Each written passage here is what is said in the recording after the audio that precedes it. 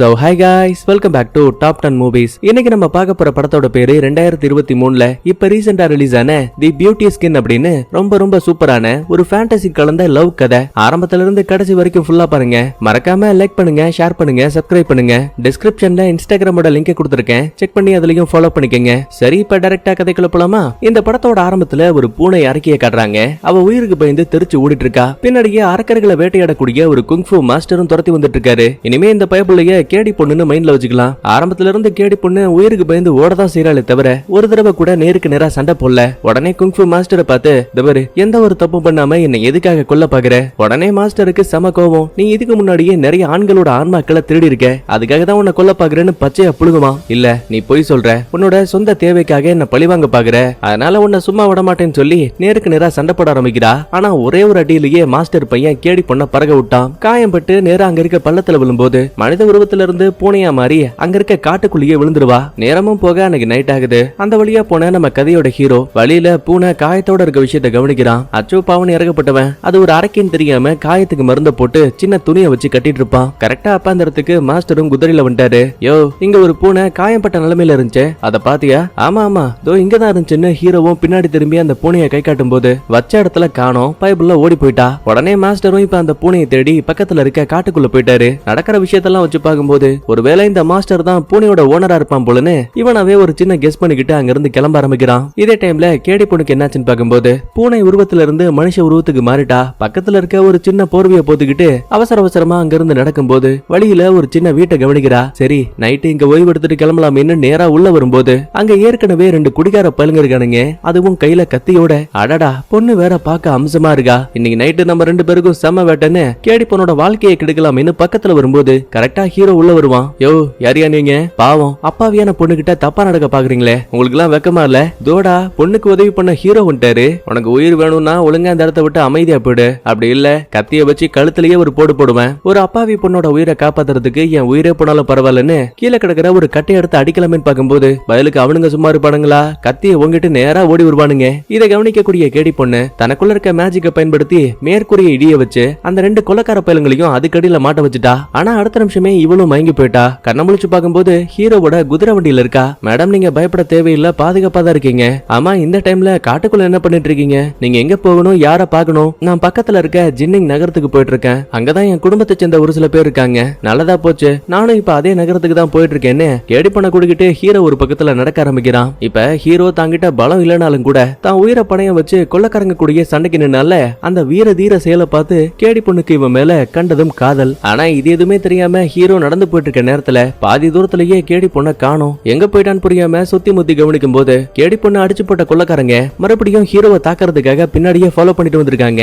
இதை தெரிஞ்சுக்கிட்ட நம்மால ஹீரோவுக்கே தெரியாம அந்த 2 பேரோட ஆன்மாக்களையும் உறிஞ்சு சம்பவத்திலேயே கதையை முடிச்சுட்டா. இவ்வளவு வேலையை பார்த்துட்டு ஒண்ணுமே தெரியாத மாதிரி ஹீரோவுக்கு முன்னாடி வந்து நிப்பா. ஆமா, என்னாச்சு? இவ்வளவு நேரமா எங்க போன? சாரி, எனக்கு அர்ஜென்ட், அதான் கொஞ்சம் ஓரத்துல ஒதுங்கிட்டா. சரி, வண்டியில இருங்க, டைம் ஆயிடுச்சுன்னு சொல்லிட்டு நடக்கும் போது பாதி தூரத்திலேயே மழை வர ஆரம்பிக்குது. ரைட்டு, எனக்கு ஊருக்கு போன மாதிரிதான் சொல்லிட்டு வழியில ஒரு சின்ன ஹோட்டலை பார்த்து அங்க ரூம் எடுத்து தங்குறாங்க. கொஞ்ச நேரத்துக்கு அப்புறமா ஹீரோ குதிரைக்கு சாப்பாடு கொடுக்கலாமேன்னு கீழே வந்துருவான். மேல கேடி பொண்ணு மட்டும் ரூம்ல குளிச்சிட்டு இருப்பா. அப்ப அந்த கடைக்கார பைய சும்மா இல்லாம திருட்டுத்தனமா குளிச்சுக்கிட்டு இருக்க விஷயத்த வேடிக்கை பார்க்க நம்மால் சும்மா இருப்பாளா? அவனை தண்ணி தொட்டிக்குள்ளேயே தள்ளி கழுத்தோட கழிச்சு அவனோட ஆன்மாவையும் உறிஞ்சிட்டா. சடனா ஏதோ ஒரு சத்தம் கேக்குதுன்னு ஹீரோவும் பாத்ரூமோட கதவை தட்ட உள்ள கேடி பொண்ணு அரைகுற ட்ரெஸ்ஸோட நிக்கிறா. அதோட விட்டா பரவாயில்ல, என் உயிரை நீங்க காப்பாத்திருக்கீங்க, அதனால உங்களுக்கு கொடுக்கறதுக்கு என்கிட்ட எந்த ஒரு பணமும் இல்ல, அதுக்கு பதிலா என் உடம்ப வேணா எடுத்துக்கங்கன்னு ஹீரோ கிட்ட வேணும்னே தான் உடம்ப காட்டி தப்பா நடந்துக்க பாக்குறா. ஆனா நம்மாலும் ரொம்ப நல்லவன், அதனாலேயே வேணாங்க, இதெல்லாம் ரொம்ப தப்பு, உங்களோட கணவர்கிட்ட மட்டும்தான் இந்த உடம்ப காட்டணும் அப்படி இப்படின்னு ரொம்ப நேர்மையா பேசிட்டு இருப்பான். பரவாயில்லையே,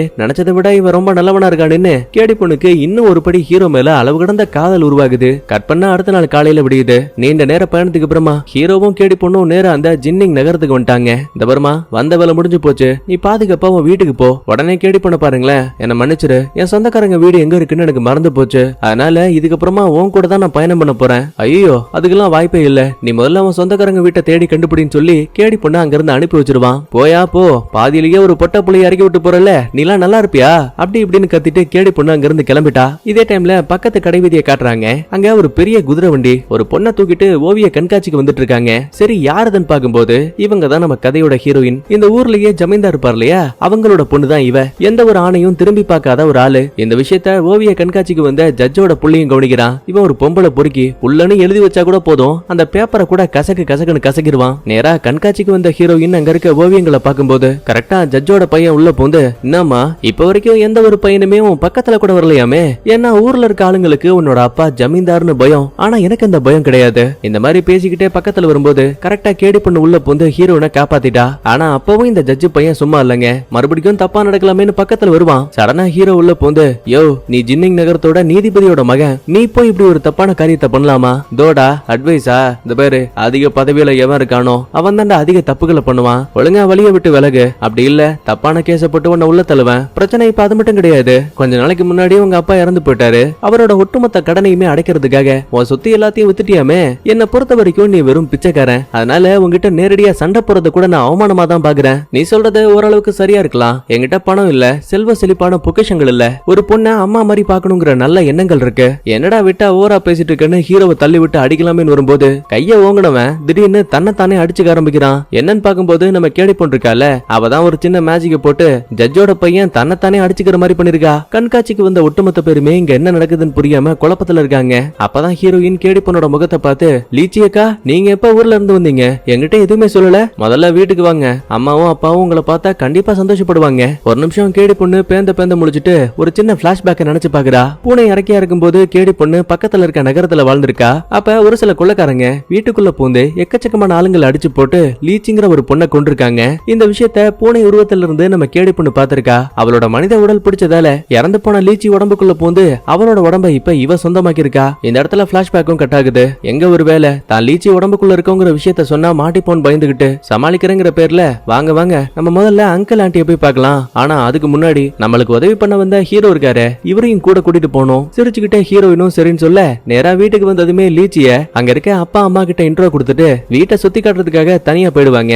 இப்ப ஹீரோ மட்டும் தான் ஜமீன்தார் கூட இருப்பான். அப்பதான் கவனிக்கிறான் அங்க இருக்க டேபிள்ல ஒரு வித்தியாசமான படம் வரையப்பட்டிருக்கு. சந்தேகத்துல ஹீரோவும், சார் அந்த டேபிள்ல இருக்க பூக்கள் மாதிரியான ஓவியத்தை வரைஞ்சதுன்னா, ஆனா இன்னொரு ஓவியத்தை யாரோ அதோட ஒட்டி வச்சிருக்காங்க. கூடவே இது ஏதோ ஒரு சின்ன கவிதை கேள்வி மாதிரி இருக்கு. சிரிச்சுக்கிட்டே ஜமீன்தாரும், அப்படின்னா கவிதை வடிவத்திலேயே உங்களால இந்த கேள்விக்கான பதிலை எழுத முடிஞ்சா தாராளமா அதை பண்ணுங்க, கண்டிப்பா அது என் பொண்ணுக்கு பிடிக்கும் சொல்லுவாரு. உடனே ஹீரோவும் இப்ப அதே மாதிரியே கவிதை எழுத ஆரம்பிக்கிறான். அடுத்த கொஞ்ச நேரத்துக்கு அப்புறமா வேலைக்கார பொண்ணு கவிதை பேப்பர் தூக்கிட்டு நேரா ஹீரோயின் கிட்ட ஓடி வருவா. கவிதையை பார்த்ததுமே பயபுள்ளிக்கு அவ்வளவு சந்தோஷம். ஏன்னா இப்ப வரைக்கும் இந்த கவிதை கேள்விக்கான பதில யாருமே சொன்னது கிடையாது. முதல் முறையா ஹீரோ சொல்லிருக்கான். கூடவே பூக்களை வரைஞ்ச ஆளும் ஹீரோ தாங்கிறது இப்பதான் ஹீரோனுக்கே தெரியுது. ஆக்சுவலா விஷயம் இது மட்டும் கிடையாது, யார் இந்த ஓவிய கேள்விக்கான பதில சொல்றாங்களோ அவங்களதான் தன்னோட கணவனா ஏத்துக்கணும்னு ஹீரோயின் ஏற்கனவே ஒரு பிளான் போட்டு வச்சிருக்கா. இந்த விஷயத்துக்கு ஹீரோயினோட அப்பாவும் சம்மதம் சொல்லிருப்பாரு. ஆனா இப்ப இத பத்தி நைனா கிட்ட பேசும்போது அந்த ஆளு ஹீரோவை சுத்தமா பிடிக்கல, அவன் ஒரு ஏழை, சோ கல்யாணம் பண்ணிக்க ஒத்துக்க மாட்டேன்னு அடம் பிடிச்சிட்டு இருக்கான். சரி இவளுக்குள்ள மட்டும் தான் இந்த எண்ணங்கள் இருக்குன்னு பார்த்தா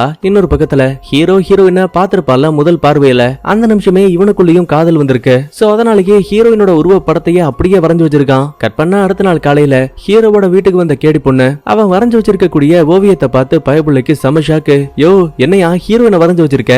ஆமா, பார்த்த முதல் பார்வையிலேயே எனக்கு அவளை ரொம்ப பிடிச்சு போயிடுச்சு. எதை ஒரு பார்வையில காதலா? இதெல்லாம் நம்புற மாதிரியா இருக்கு. ஒருவேளை அந்த ஜமீன்தார் பொண்ணு பார்க்க ரொம்ப அழகா இருக்காளே அதனாலதான் உனக்கு ரொம்ப பிடிச்சு போயிடுச்சோ? கிடையவே கிடையாது. பழங்காலத்துல இருந்தே உண்மையான அன்பு மனதின் வழியா தான் ஏற்படுது. அப்படி பார்க்கும்போது வயசும் இளமையும் வெறும் குப்பை மட்டும்தான். பாவம் கேடி பொண்ணுக்கு இதை கேட்டு கஷ்டமா போயிடுச்சு. ஏன்னா இவ ஏற்கனவே ஹீரோவை காதலிக்கிறாள். ஆனா என்ன இவ ஒரு அரக்க போனல, அதனாலேயே தனக்குள்ள இருக்க காதலை எப்படி வெளிப்படுத்தணும்னு தெரியாம குழப்பத்துல இருக்கா. கூடவே அங்க இருந்து கிளம்பும் போது ஹீரோயின் கொடுத்து விட்ட ஒரு சின்ன துணியை கையில கொடுப்பா. நாளைக்கு நடக்க போற ஓவிய கண்காட்சியில ஹீரோயின் உன்னை கல்யாணம் பண்ணிக்க தயாரா இருக்காங்கன்னு ஒட்டுமொத்த ஊர் மக்களோட முன்னிலையில சொல்ல போறாங்க. ஹீரோவுக்கு இதை கேட்டு அளவு கடந்த சந்தோஷம். கட் பண்ணா அன்னைக்கு நைட் ஆகுது. ஜட்ஜோட புள்ளக்காரன் ஃபுல் போதையில இருக்கான். உதவிக்கு ஒரு அல்லக்கையை கூட்டிக்கிட்டு பொறுமையை நடந்து போகும்போது கரெக்டா கேடி பொண்ணு முன்னாடி பேய் உருவத்துல வந்து நிப்பா. அவ்வளவுதான், ஒரு நிமிஷம் பையன் மிரண்டு போயிடுவான். உயிருக்கு பயந்து அங்க இருந்து தலைதறிக்க ஓடும்போது கேடி பொண்ணு வளைச்சு பிடிச்சு அவனோட ஆன்மாவை உறிஞ்சி சாகடிக்கலாம்னு பார்க்கும்போது கரெக்டா ஒரு கத்தி பறந்து வந்து நம்மால தாக்குது. திரும்பி பார்த்தா அது நம்ம மாஸ்டர் பையன். ரெண்டு பேருக்கடையில பயங்கரமா ஃபைட்டு. ஒரு கட்டத்துல மந்திர சக்கரங்களுக்குள்ள பூனை இறக்கியவே கட்டி போடலான்னு பாப்பான். பதிலுக்கு அவசரமா இருப்பாளா. அசந்த நேரத்துல சின்னதா ஒரு மந்திரத்தை போட்டு நொடி பொழுதுல டக்குன்னு மறைஞ்சு போயிட்டா. அதுக்கப்புறமா மாஸ்டரும் ஜட்ஜு பையனை காப்பாத்தி, இந்த பாரு உன்னை அந்த பேய் குறி வச்சிருக்குன்னு நினைக்கிறேன், ஒருவேளை உன்னோட உயிரை நீ காப்பாத்திக்கணும்னா அதுக்கு இந்த மந்திர பதக்கம் உனக்கு தேவை. இது உன் கையில இருக்க வரைக்கும் கண்டிப்பா அந்த அரக்க பூனை பக்கத்துல கூட வராது. கட் பண்ணா அடுத்த நாள் காலையில விடியுது. கேடி பொண்ணு ஹீரோனை பார்க்க வந்திருப்பா. அவ ஃபுல்லாவே சம மேக்கப்ல அழகா இருப்பா. தங்கச்சி பார்க்க நீ என்ன விட ரொம்ப அழகா இருக்கியே. அக்கா அப்படி எல்லாம் கிடையாது, நீங்களும் அழகா தான் இருக்கீங்க, வேணும்னா கண்ணாடியை பாருங்களேன் ஆனா கேடி பொண்ணுக்கு தான் வச்சிருக்கக்கூடிய முகத்தை விட ஹீரோயினோட முகம் தான் ரொம்ப பிடிச்சிருக்கு. கட் பண்ணா இன்னொரு பக்கத்துல ஜட்ஜ் பையனை காட்டுறாங்க. ஓவிய கண்காட்சி நடக்குதுன்னு சொன்னோம்ல, இப்ப அந்த இடத்துக்கு வந்திருப்பான். வெளியிலேயே ஹீரோயின் கொடுத்த ஓவியத்தை கையில வச்சபடி உட்கார்ந்துருப்பான். உடனே ஜட்ஜ் பையன் சும்மா இருப்பானா? ஹீரோயினுக்கு சொந்தமானதை நீ எதுக்கடா வச்சிருக்கன்னு வலுக்கட்டாயமா அவங்கிட்ட இருந்து பிடுங்கி சண்டை போடலாமேன்னு பாப்பான். கரெக்டா அப்போன்னு பார்த்து கேடி பொண்ணு உள்ள பூந்து மறுபடியும் ஒரு மந்திரத்தை போட பையன் பித்து பிடிச்ச மாதிரி தன்னை தானே அடிச்சுக்க ஆரம்பிக்கிறான். ஆனா இந்த முறை கேடி பொண்ணு தான் சக்தியை பயன்படுத்தும் போது அது லைட்டா அவ பக்கமே திரும்பி தாக்குற மாதிரி இருக்கு. இந்த விஷயத்த தண்ணிக்குள்ள விழுறதுக்கு முன்னாடி ஜட்ஜ் பையனும் கவனிச்சிருவான். கட் பண்ண அன்னைக்கு நைட்டு ஜட்ஜோட பையன் பெட்ல சோகத்துல படுத்துட்டு இருக்க. அப்ப அங்க வந்த நைனா, என்னடா ஊருக்குள்ள பொண்ணுங்களை தேடி அங்க எங்கன்னு பொறுக்கிட்டு இருக்கியா? இப்படியே விட்டா நீ கண்டிப்பா திருந்த மாட்ட. சோ உடனே உனக்கு ஒரு பொண்ணை செலக்ட் பண்ணி கல்யாணம் பண்ணி வைக்கணும். பதிலுக்கு புள்ள காரணம், அப்பா எனக்கு ஜமீன்தார் பொண்ணை ரொம்ப பிடிச்சிருக்கு. சரி விடு, நீ ஒரு புள்ளையோட வாழ்க்கையை நாசம் பண்ண போற. அது நல்ல புள்ளையா இருந்தானே ஜமீன்தார் புள்ளையா இருந்தானே, நான் பேசி தொலைறேன்னு நைனாவும் கோவத்துல அங்க இருந்து கிளம்பிட்டாரு. கட் பண்ண அடுத்த நாள் காலையில இந்த நியூஸ் ஹீரோனுக்கு தெரிய வருது. உடனே அப்பாவை பார்த்து, என்னாச்சு உங்களுக்கு? என்ன கேட்காம எதுக்காக ஜமீன்தார் பையனுக்கு என்ன கல்யாணம் பண்ணி கொடுக்க ஒத்துக்கிட்டீங்க? இந்த பாரு, எல்லாமே உன்னோட எதிர்கால வாழ்க்கைக்காக மட்டும்தான். பணம் எப்பவுமே பணத்தோட சேர்ந்தா மட்டும்தான் மதிப்பு. ஆனா அப்பா, நீங்க எனக்கு ஏற்கனவே வாக்குறுதி கொடுத்தீங்க. என்னோட ஓவிய கேள்விக்கான பதில யாரு சொல்றாங்களோ அவங்க தான் உங்களோட வருங்கால மாப்பிள்ளன்னு. இல்ல நான் வாக்குறுதின்னு ஒண்ணு கொடுக்கவே இல்ல, அப்படி இப்படின்னு நைனா அப்படியே பல்ட்டி அடிச்சிடுவாரு. இந்த பாருங்கப்பா, ஹீரோவை தவிர வேற யாராச்சும் எனக்கு கல்யாணம் பண்ணணும்னு நினைச்சீங்க, கண்டிப்பா நான் உயிரோட இருக்க மாட்டேன்னு சொல்லிட்டு கோவத்துல கிளம்பும் போது பயப்புள்ள டக்குன்னு அதே இடத்துல மயங்கி போயிட்டா. அதுக்கப்புறமா மருத்துவரோட உதவியால மயங்கி போன ஹீரோனுக்கு என்ன நோய் இருக்குன்னு கண்டுபிடிக்க பார்த்திருக்காங்க. இப்போ வரைக்கும் எதுவுமே வேலைக்கு ஆகல. சொல்ல போனா ஹீரோயின் இன்னும் மயக்கத்திலேயே தான் இருக்கா. சடனா அப்ப நம்ம மாஸ்டர் பையன் இருக்கால, அவன் கரெக்டா ஜமீன்தாரோட வீட்டு வாசல்ல வந்து நிக்கிறான். அப்ப அந்த வழியா போன தாடிக்காரனை கூப்பிட்டு, ஐயா, இந்த ஜமீன்தார் வீட்டுல அவங்களோட பொண்ணுக்கு ஏதோ உடல்நிலை சரியில்லை, சோ சிறந்த மருத்துவரை தேர்தா செய்தி வந்துச்சு. ஆமா தம்பி, உள்ள போங்க, ஜமீன்தார் உங்களுக்காக தான் காத்திருக்காரு. அதுக்கப்புறமா மாஸ்டரும் ஹீரோயின் உடம்ப செக் பண்ணி பார்த்துட்டு, இது சாதாரண நோய் கிடையாது, அதையும் தாண்டி ரொம்ப வித்தியாசமான உடம்புல எந்த ஒரு பிரச்சனையும் இல்ல, ஆனா மனசளவுல ரொம்ப பாதிக்கப்பட்டிருக்கா. இந்த நோயை குணப்படுத்தணும்னா அதுக்கு ஒரு ஆணோட நெஞ்சு பகுதியில இருந்து 3.72 கிராம் அளவு சதை தேவை. அதை ஒரு மருந்தா கொடுத்தா மட்டும்தான் இப்போதைக்கு உங்க பொண்ணு உயிரை காப்பாத்த முடியும். ஜமீன்தாருக்கு என்ன தோணும், சரி ஜட்ஜோட பையன் தான் கல்யாணத்துக்கு ஒத்துக்கிட்டானே, அதனால அவரோட நெஞ்சையே கிழிச்சு கொஞ்சமா சதையை வாங்கிட்டு வான்னு சொல்லி தாடிக்காரனை நேரா ஜட்ஜோட வீட்டுக்கு அனுப்புறாங்க.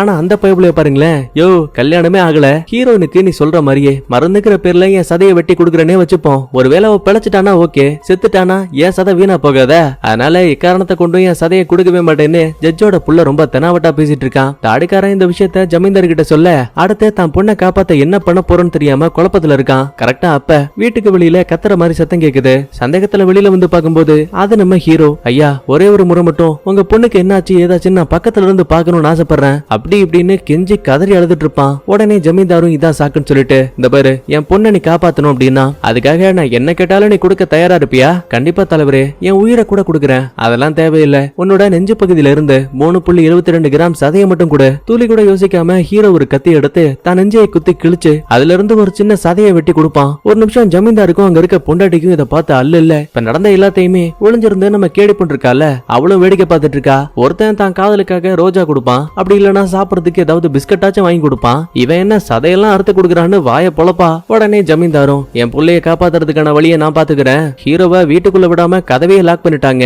சோகத்துல வாடி போன ஹீரோ அங்க இருந்து நடக்க ஆரம்பிக்கிறான். அப்ப கரெக்டா கேடி பொண்ணு உள்ள போந்து கை தங்களா கூட்டிட்டு போயிட்டு இருப்பா. சடனா அப்போன்னு பார்த்து மறுபடியும் அந்த குங்ஃபு மாஸ்டர் முன்னாடி வந்து நிப்பாரு. கேடி பொண்ணு உடம்புக்குள்ள இருக்க தீய சக்தியை பார்த்ததுமே பைபிளுக்கு என்ன தோணும், ஒருவேளை ஹீரோவை தனியா கூட்டிட்டு போய் அவனோட கதையை மொத்தமா முடிக்க போறாளோன்னு நினைச்சுக்கிட்டு நேருக்கு நேரா சண்டை போறதுக்காக வந்து நிப்பான். ஹீரோவுக்கு யாருவன் எதுக்காக முன்னாடி வந்து நிக்கிறான்னு ஒன்னும் புரியல. பதிலுக்கு கேடி பண்ண பாருங்களேன், இவர் எனக்கு சொந்தக்கார பையன் தான், கொஞ்சம் வெயிட் பண்ணுங்க, அவர் கூட நான் பேசிட்டு வரேன்னு சொல்லி அசந்த நேரம் பார்த்து கரெக்டா ஹீரோவோட கழுத்துல ஒரு அடி, பையன் அதே இடத்துல மயங்கிட்டான். அதுக்கப்புறம் என்ன, வழக்கம் போல ரெண்டு பேருக்கு இடையில பயங்கரமா ஃபைட். ஏற்கனவே ஒரு முறை சண்டை போடும்போது மாஸ்டர் கேடி பொண்ண அதிகமா காயப்படுத்திருப்பான், அதனாலேயே அவளோட சக்தி முன்ன விட லைட்டா கம்மியான மாதிரி தெரியுது. சோ எவ்வளவு ட்ரை பண்ணாலுமே கடைசியில காயம் பட்டு தொப்புன்னு கீழே விழுவா. இது எல்லாத்தையுமே அரகுற மயக்கத்தோட கண்ண முழிச்ச ஹீரோ பார்த்துட்டான். கேடி பொண்ணு அங்க இருந்து எஸ்கேப் ஆயிடுவா. அடுத்து இதே டைம்ல மயக்கத்துல இருந்த ஹீரோயின் ஹீரோவோட சதையை சாப்பிட்டதால பைபிள்ல கண்ண முழிச்சிட்டா. அம்மா எனக்கு என்னாச்சு, நான் எப்படி உயிர் பிழைச்சேன்? பதிலுக்கு அம்மாவும் ஊருக்குள்ள இருக்க எவ்வளவோ மருத்துவர்கள் உனக்கு வந்தது என்ன வகையான நோயின் கூட தெரியாம பயந்து போயிட்டாங்க. அப்பதான் ஒரு மாஸ்டர் வந்தாருன்னு உண்மையை சொல்ல போற நேரத்துல கரெக்டா ஜமீன்தார் உள்ள போந்து, இந்த விஷயத்த பத்தி இனிமே யாரும் பேசக்கூடாது, தண்டனைகள் ரொம்ப கடினமா இருக்கும்னு மொத்த பேரோட வாயவும் மூடிட்டாரு. இதுக்கடையில ஹீரோவுக்கு என்னாச்சுன்னு பாக்கும்போது பையன் இன்னும் மயக்கத்துல தான் இருக்கான். ஆனா அப்ப கூட பாருங்களேன், ஹீரோயினோட பேரைத்தான் திரும்ப திரும்ப சொல்லிட்டு இருக்கான். அதுக்கப்புறமா கண்ண முழிச்சு பாக்கும்போது முன்னாடி நம்ம கேடி பொண்ணு கையில ஒரு சின்ன சூப்போட நிக்கிறா. ஒரு நிமிஷம் ஹீரோவுக்கு சம பயம். உண்மையை சொல்ல, நீ யாரு? மாஸ்டர் கூட நீ சண்டை போடும்போது உன் முகம் ஒரு பூனை இறக்கியா மாறின விஷயத்த நானும் பார்த்தேன். ரைட்டு, உண்மை தெரிஞ்சு போச்சா? இதுக்கு மேலேயும் உங்ககிட்ட எதையும் மறைச்சு பலன் இல்லைன்னு சொல்லி ஒட்டுமொத்தமா ஒரு கதையை சொல்ல ஆரம்பிக்கிறா. கொஞ்சம் வருஷத்துக்கு முன்னாடி நீ பார்த்த அந்த மாஸ்டரோட தங்கச்சி அப்புறம் என்னோட அண்ணன் இவங்க 2 பேருமே மனசார காதலிக்க ஆரம்பிச்சாங்க. ஆனா என்னோட அண்ணன் ஒரு பூனை இறக்கங்கிற ஒரே ஒரு காரணத்தாலேயே மாஸ்டருக்கு இது சுத்தமா பிடிக்கல. சோ எங்களோட கண்ணுக்கு முன்னாடியே என் அண்ணனை ரொம்ப கொடூரமா கொல்ல பார்த்தான். கரெக்டா அப்ப அங்க வந்த தங்கச்சி, அண்ணா அப்படி எல்லாம் பண்ணாதீங்க, இவர் ரொம்ப நல்லவரு. இல்ல, நீ நினைக்கிறது தப்பு. எந்த ஒரு தீய சக்தியும் மக்களை காயப்படுத்தாம வாழவே முடியாது. அதனால இப்பவே இவனோட கதையை முடிக்கிறேன். தங்கச்சியால இந்த வார்த்தையை கேட்டு தாங்க முடியல.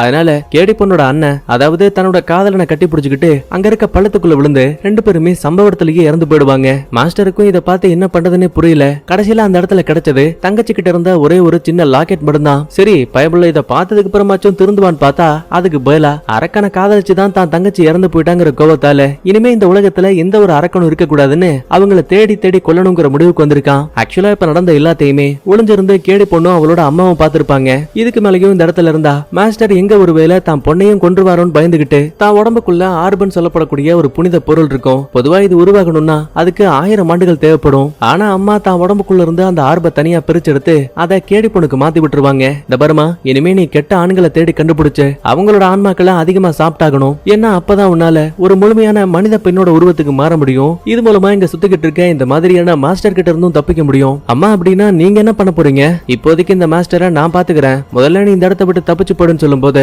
அழுதுகிட்டே கேடி பொண்ணு தான் உருவத்தை பூனையா மாத்திக்கிட்டு வேக வேகமா காட்டுக்குள்ள ஓடிட்டு இருக்கா. லாஸ்டா தன்னோட அம்மா கத்துற மாதிரியான சவுண்ட் மட்டும் தான் கேக்குது. அப்படின்னா மாஸ்டர் அம்மாவோட கதையவும் முடிச்சுட்டான். இப்ப நடந்த எல்லாத்தையுமே ஹீரோ கிட்ட ஒரு கதையா சொல்லி முடிச்சுட்டு, இந்த பாரு, முதல் முறையா பூனையா இருக்கும் போதே நீ என்ன காப்பாத்தினால அந்த நிமிஷத்துல இருந்தே நான் உன்னை மனசார காதலிக்கிறேன். ஆனா நான் ஒரு அரக்கியா இருக்கதால எனக்குள்ள இருக்க காதல வெளிப்படையா சொல்ற அளவுக்கு எனக்கு இன்னும் தைரியம் வரல. ஹீரோயினுக்கு ஜட்ஜோட பையனை கல்யாணம் பண்ணி கொடுக்க ரெடியா இருக்காங்க. சோ நீ மட்டும் ஏன் தனியா இருக்கணும்? இப்ப நீ ஓகேன்னு சொன்னா 2 பேரும் கல்யாணம் பண்ணிக்கிட்டு அந்த மாஸ்டரோட கண்ணிலேயே படாம நிம்மதியான ஒரு வாழ்க்கையை வாழ முடியும். பதிலுக்கு ஹீரோவும், இல்ல, நான் முழுசா ஹீரோயினை மட்டும் தான் காதலிக்கிறேன்னு சொல்லுவான். அது மட்டும் இல்ல, என்ன நீ உண்மையா காதலிக்கிறனா இதுக்கப்புறம் எந்த ஒரு மக்களையும் காயப்படுத்த கூடாது. கோவத்தோட உச்சத்துக்கு போன கேடி பொண்ணு ஜன்னல் வழியா அங்கிருந்து ஓடி போயிடுவா. வழியில 2 குடிகார பல்லுங்க நடந்து போயிட்டு இருப்பானுங்க. ஆனா கேடி பொண்ணு ஹீரோ மேல இருக்க அளவு கடந்த காதலால இனிமே யாரையும் காயப்படுத்த கூடாதுன்னு இவ பாட்டுக்கு அமைதியா தான் இருப்பா. ஆனா அந்த பல்லுங்க அப்படி இல்லையே. நாம பொண்ணே, இந்த டைம்ல தனியா எங்க போயிட்டு இருக்க அப்படி இப்படின்னு கேடி பொண்ணுகிட்டயே லைட்டா தப்பா நடக்க பாக்க பதிலுக்கு நம்மால் சும்மா இருப்பாளா? தான் முகத்தை பூனையா மாத்தி அடியாளுங்க 2 பேரோட கதையவும் முடிக்கலான்னு பாப்பா.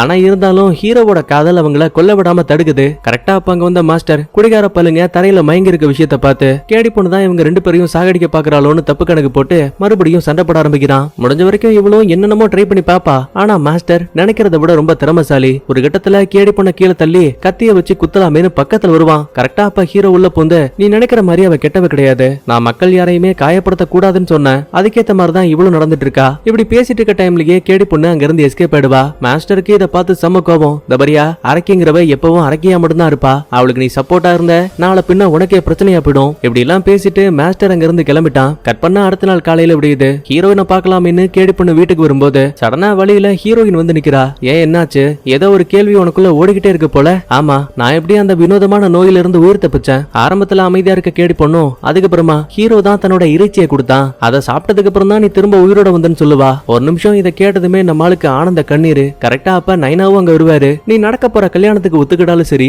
ஒத்துக்காம போனாலும் சரி அதை பத்தி எனக்கு எந்த கவலையும் கிடையாது. ஆனா ஒண்ணு, நாளைக்கு காலையில ஜட்ஜோட பையனுக்கும் உனக்கும் கல்யாணம். பயங்கர கோபத்துல ஹீரோயினும் வீட்டுல இருக்க பொருளை எல்லாம் உடைச்சு தள்ளிட்டு இருக்கா. அப்ப அங்க வந்து கேடி பொண்ணு, இப்ப எதுக்காக இவ்வளவு கோவப்படுற? உனக்கு என்ன, ஹீரோவை கல்யாணம் பண்ணிக்கணும், நடக்க பிரச்சனையில இருந்து தப்பிச்சும் போகணும், அதானே? கொஞ்சம் நல்லா யோசிச்சு பாரு. உன்னால இந்த ஊர்ல மட்டும்தான் நிம்மதியா வாழ முடியுமா என்ன? இந்த உலகத்துல எந்த மூலைக்கு நீ ஹீரோவோட போனாலும் சரி கண்டிப்பா அங்க உன்னால நிம்மதியா வாழ முடியும். ஆமால, அப்படின்னா இது ஒரு நல்ல ஐடியா. நீ தான் எப்படியாச்சும் என்ன இந்த இடத்த விட்டு தப்பிக்க வச்சு ஹீரோ கூட ஒன்னா வாழ வைக்கணும். பதிலுக்கு இவ்வளவு சரின்னு சொல்லிட்டு நேரா ஹீரோவோட வீட்டுக்கு வரா. நாளைக்கு காலையில சரியா 5:30 மணிக்கு நீ பக்கத்துல இருக்க ஆத்துக்கிட்ட வெயிட் பண்ணு, கண்டிப்பா ஹீரோயின் வருவா. அதுக்கப்புறமா 2 பேருமே படகு மூலமா தப்பிச்சு வேற ஒரு ஊர்ல நிம்மதியா உங்களுக்குன்னு ஒரு வாழ்க்கைய ஆரம்பிங்க. ஹீரோவுக்கு இதை கேட்டதுமே அவ்வளவு சந்தோஷம். ஆனா போறதுக்கு முன்னாடி கேடி பண்ண பாருங்களேன், நான் இப்பவும் சொல்றேன், உன்னை மனசார காதலிக்கிறேன். என்ன சொல்றதுன்னே தெரியாம ஹீரோ குழப்பத்துல இருக்க. கட் பண்ண அடுத்த நாள் காலையில ஜமீன்தார் வீட்டை காட்டுறாங்க. கல்யாணத்துக்கான வேலையெல்லாம் தடபுடலா போயிட்டு இருக்கு. கரெக்டா அப்ப அங்க வந்து கேடி பொண்ணு ஹீரோயின் கிட்ட தனியா பேச ஆரம்பிக்கிறா. என்னாச்சு? காலைல 5:30 மணிக்கு உன்னை ஆத்துக்கிட்ட போய் தப்பிக்க சொன்னல, அடையாம நீ வேற. நான் எவ்வளவோ ட்ரை பண்ணி பார்த்தேன். எங்க அப்பா இந்த வீட்டை சுத்தி எக்கச்சக்கமான காவலாளிகளை வச்சிருக்காரு. அவங்கள தாண்டி என்னால வெளியில போகவே முடியல. சரி சரி அழாத, என்கிட்ட ஒரு பிளான் இருக்கு. ஆனா அதுக்கு நீ சம்மதிக்கணுமே. உன் உருவத்தை நான் எடுத்துக்கிட்டு இதே இடத்துல இருக்கேன். அந்த சின்ன கேப்ல என் உருவத்துல நீ இந்த இடத்தை விட்டு தப்பிச்சு போயிடு. என்ன உளர்ற? ஒருத்தரால உருவத்தை எப்படி மாத்த முடியும்? என்ன நீ முழுசா நம்புறதா இருந்தா கண்டிப்பா இதுவும் சாத்தியம்தான். ஒரு முறை ஹீரோ என்கிட்ட சொன்னா, உண்மையான காதலுக்கு உருவம் தேவையில்லை, மனசுதான் முக்கியம்னு. அதனால நீ ஏன் உருவத்துல இருந்தா கூட கண்டிப்பா ஹீரோ உன்னை ஏத்துப்பான். ஆரம்பத்துல முடியாதுன்னு சொன்ன ஹீரோயின் அதுக்கப்புறமா கேடி பொண்ணோட பேச்சை கேட்டு சரின்னு சம்மதிக்கிறா. அதுக்கப்புறமா கல்யாண கோலத்துல நம்ம ஹீரோயினா அங்க இருக்க வண்டியில ஜட்ஜோட வீட்டுக்கு அனுப்பிடுவாங்க. இந்த விஷயத்த அங்க வந்த ஹீரோவும் கவனிக்கிறான். வேலைக்கார பொண்ணை தனியா கூப்பிட்டு, என்னாச்சு? ஹீரோயின் என்ன பார்க்க ஆத்துக்கு வரவே இல்ல, மன்னிச்சிருங்க, நிலைமை ரொம்ப கைமீறி போயிடுச்சு. ஆனா கவலைப்பட தேவையில்லை, சாயங்காலம் 5 மணிக்கு ஆத்துக்கிட்ட வெயிட் பண்ண சொன்னாங்க. கண்டிப்பா ஹீரோயின் உங்களை பார்க்க வருவாங்களாம். உள்ளுக்குள்ள நிறைய கேள்விகளோட ஹீரோ அந்த இடத்த விட்டு கிளம்பிடுவான். கட் பண்ணா இன்னொரு பக்கத்துல ஜட்ஜோட வீட்டுக்கு வந்த ஹீரோயின் கல்யாண கோலத்துல அமைதியா உட்கார்ந்திருப்பா. அப்ப அங்க வந்து கேடி பொண்ணு ரூமோட கதவை லாக் பண்ணிட்டு தனக்குள்ள இருக்க மேஜிக்கல் பவரை பயன்படுத்தி தன்னோட முகத்தை ஹீரோயினுக்கும் ஹீரோயினோட முகத்தை இவளும் ஒட்டிப்பா. இந்த ஒரு நிமிஷத்துல இருந்து கேடி பொண்ணு தான் ஹீரோயின், ஹீரோயின் தான் கேடி பொண்ணு. சோ குழப்பிக்க வேணாம். இப்படி ஒரு அதிசயத்தை பார்த்து நம்ம ஹீரோயினுக்கு அல்ல இல்ல, ஆமா உனக்கு எப்படி இவ்வளவு மேஜிக்கல் பவர்லாம் இருக்கு? இந்த பாரு, இதெல்லாம் பேசுறதுக்கான சரியான நேரம் இது கிடையாது. முதல்ல நீ ஹீரோவை போய் பாருன்னு சொல்லி அவசர அவசரமா அந்த இடத்தை விட்டு கேடி பொண்ணு உருவத்துல இருக்க ஹீரோயினை அனுப்பி வச்சிருவா. அடுத்த கொஞ்ச நேரத்துக்கு அப்புறமா ஜட்ஜோட புள்ள உள்ள வருவான். ஹீரோயின் உருவத்துல இருக்குது கேடி பொண்ணுன்னு தெரியாம அவ கூட லைட்டா ஒண்ணுமா இருக்கலாம்னு பக்கத்துல வரும்போது அவ டக்குன்னு மின்னல் வேகத்துல மறைஞ்சிட்டு இருக்கா. அப்ப ஒரு கட்டத்துல தான் உருவத்தையே டீமனா மாத்த ஒரு நிமிஷம் நம்மால அரண்டு போயிடுவான். சரி, இவங்கிட்ட தான் மாஸ்டர் கொடுத்தா மந்திர பதக்கம் இருக்குமே, அதை வச்சு தடுக்கலான்னு பார்த்தா பைபிள்ல உள்ள வரும்போதே அதை கட்டில தூக்கி போட்டிருப்பான். அதனால இப்போதைக்கு கேடி பொண்ணோட பேச்சை கேட்கறத தவிர இவனுக்கு எந்த ஒரு வழியும் கிடையாது. அதுக்கப்புறம் என்ன, வலுக்கட்டாயமா பண்ண கல்யாணத்துக்கு டிவோர்ஸ் வாங்கிட்டு ஓங்கி தாங்கி மண்டையில ஒரு அடிய போட ஜட்ஜோட புள்ள அதே இடத்துல மயங்கி போயிட்டான். கட் பண்ணா அடுத்த நாள் காலையில நம்ம மாஸ்டர் ஜட்ஜோட வீட்டுக்கு வந்திருக்கான். மயக்கத்துல இருக்க புள்ளக்காரனுக்கு ஒரு அடிய போட்டு, ஆமா என்னாச்சு உனக்கு? நைட் அந்த தீய சக்தி உன்னை தாக்குச்சா? ஆமா, ஆனா இப்ப அந்த தீய சக்தி பாக்குறதுக்கு கேடி பொண்ணு உருவத்துல இல்ல, ஹீரோயின் உருவத்துல இருக்கு. ஒரு நிமிஷம் மாஸ்டருக்கு இதை கேட்டு ஷாக்கு. அப்படின்னா அந்த தீய சக்தி தான் உருவத்தை மாத்துறதுக்கான மந்திரத்தை பயன்படுத்திருக்கு போலன்னு தெளிவா புரிஞ்சுக்கிறான். கட் பண்ணா இன்னொரு பக்கத்துல நம்ம ஹீரோ ஆத்தங்கரை கிட்ட வெயிட் பண்ணிட்டு இருப்பால. கரெக்டா அப்ப அந்த இடத்துக்கு கேடி பொண்ணு உருவத்துல இருக்க ஹீரோயின் சந்தோஷத்தோட ஓடி வருவா. சந்தேகத்துல ஹீரோவும், அம்மா உனக்கு என்னாச்சு? எதுக்காக இங்க வந்த? ஏங்க உங்களுக்கு இன்னும் புரியலையா? நான் தான் ஹீரோயின் சொல்ல வரும்போது கரெக்டா பாதியிலேயே வார்த்தை தடுக்குது. என்னன்னு பின்னாடி திரும்பி பார்த்தா ஹீரோயின் உருவத்துல இருக்க கேடி பொண்ணு தான் மந்திரத்தை பயன்படுத்தி ஹீரோயினை வாயவே திறக்க முடியாத மாதிரி கட்டி போட்டா. அதோட விட்டா பரவாயில்ல, நேரா ஹீரோவுக்கு பக்கத்துல வந்து தான் தான் உண்மையான ஹீரோயின் போய் சொல்லி நடிக்க ஆரம்பிக்கிறா. இத பார்த்து மிரண்டு போன ஹீரோயின் ரத்தமா வாந்தி எடுத்து தொப்புன்னு கீழே விழுவா. பயந்து போன ஹீரோ என்னாச்சுன்னு பாக்கலாமேன்னு பக்கத்துல வருவான். அப்பதான் தான் ட்ரெஸ்ஸுக்குள்ள மறைச்சிருந்த ஒரு சில ஓவியங்களை கையில் எடுத்து காட்டுவா. அதுல என்ன போட்டிருக்கு பாருங்க, இன்னைக்கு சாயங்காலம் 5 மணிக்கு ஹீரோவும் ஹீரோயினும் இந்த ஆத்தங்கரையில மீட் பண்ணலாம்னு சொல்லிருப்பாங்கல்ல, இப்ப அதையே ஒரு படமா வரைஞ்சு வச்சிருப்பா. இத பார்த்ததுக்கு அப்புறம் தான் கேடி பொண்ணு உருவத்தில் இருக்கிறது ஹீரோயின் ஹீரோவும் தெளிவா புரிஞ்சுக்கிறான். கரெக்டா அப்ப அந்த இடத்துக்கு மாஸ்டரும் வந்துட்டாரு. வழக்கம் போல கேடி பொண்ணு கூட செம்மையா ஃபைட். இதுக்கடையில ஹீரோ ஒரு சீன்ல சொல்லிருப்பான்ல, ஒரு மனுஷனுக்கு உண்மையான காதல் உருவாகிறதுக்கு முகமோ அழகோ தேவை கிடையாது, ஒரு உண்மையான நல்ல இதயம் போதும். இந்த மாதிரி எல்லாத்தையுமே திரும்ப திரும்ப நினைச்சு பார்த்து கேடி பொண்ணுக்குள்ள இருக்க கோபம் அதிகமாகுது. உடனே தான் உருவத்தை 10-15 உருவங்களா மாத்தி நேருக்கு நேரா மாஸ்டர் கூடயே சண்டை போடுவா. பதிலுக்கு அவன் சும்மா இருப்பானா, மந்திர வாளோட சக்தியை பயன்படுத்தி போலி உருவங்கள் எல்லாத்தையுமே நொடி பொழுதுல அழிச்சிட்டான். இந்த சின்ன கேப்ல அந்த ஜட்ஜோட புள்ள இருக்கான்ல, அவன் உள்ள பூந்து ஹீரோவோட முதுகலையே கத்திய வச்சு குத்திட்டான். கேடி பொண்ணுக்கு இத பார்த்து பேச்சு மூச்சு இல்ல, கண்ணீர் விட்டு ஓன்னு அழுதுட்டு இருப்பா. முதல்ல ஜட்ஜோட பையனை கீழே தள்ளி அவனோட கழுத்துல ஒரு கட்டி, பையன் சம்பவத்திலேயே மட்ட. ஹீரோவுக்கு என்னாச்சுன்னு பார்க்கும்போது பாவம் அவன் உயிருக்கு போராடிட்டு இருக்கான். சாக போற நேரத்துல கூட இதுக்கப்புறம் எந்த ஒரு மக்களையும் காயப்படுத்தாதன்னு சொல்லிட்டு தான் சாவான். இப்பேற்பட்ட நேரத்துல கூட தான் மேல அக்கறைப்பட்டா எப்படி இருக்கும்? மனச கல்லாக்கிட்டு ஹீரோயின் தான் உடம்புக்குள்ள இருக்க அந்த ஆர்பங்கிற சக்தி இருக்கும்ல, அதாங்க ஒரு சீன்ல இவளோட அம்மா இவகிட்ட கொடுத்திருப்பாங்க.